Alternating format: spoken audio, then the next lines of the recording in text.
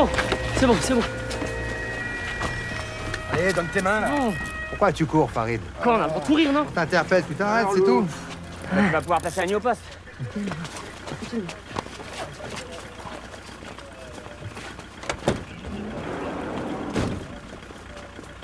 Bon, moi je vais rentrer à pied.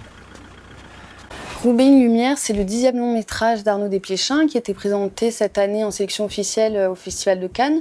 Le film est inspiré d'un fait divers qui est survenu à Roubaix en 2002. C'est un film assez déroutant, dans le bon sens du terme, puisqu'il arrive dans la filmographie d'Arnaud Desplechin un peu comme un corps étranger.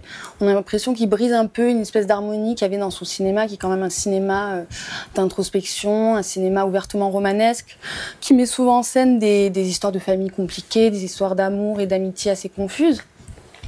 Et en même temps, on arrive quand même à identifier quelques motifs chers au cinéma d'Arnaud Desplechin. D'abord, il y a la ville de Roubaix, qui est sa ville d'origine, dans laquelle il a souvent tourné, mais là, qui filme non plus comme une ville, une jolie petite ville de province, comme dans Un conte de Noël, par exemple, mais vraiment comme une ville fantôme, une ville de profonde misère.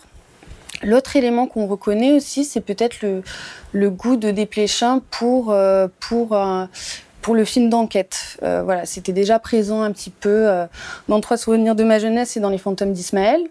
Donc le film commence vraiment comme une chronique, la chronique d'un commissariat de police. Voilà, il y a plusieurs personnages, il y a à la fois les petits voyous, le personnel. Donc il y a vraiment, dès le début, un côté vraiment d'immersion. On suit plusieurs enquêtes à la fois, plusieurs personnages, et on fait la rencontre du chef des lieux, qui est le commissaire Daoud, qui est interprété par Roche Dizem, et qui est vraiment un peu l'archétype du bon flic, une espèce de mélange entre le preux chevalier et le cow-boy. Voilà, c'est un homme droit, solitaire, sans famille. Donc voilà, le film commence vraiment dans une veine assez réaliste. On sent que tout ce qui est dit, tout ce qui est filmé, entendu, etc., est nourri vraiment d'une expertise documentaire. Et puis survient le meurtre d'une vieille femme. Et là, l'intrigue se resserre autour de 2 personnages féminins qui sont Léa Seydoux et Sarah Forestier. Et le film bascule vraiment dans un pur polar, très sombre, très sec, mais qui n'est pas du tout dénué de romanesque, qui est même assez hitchcockien.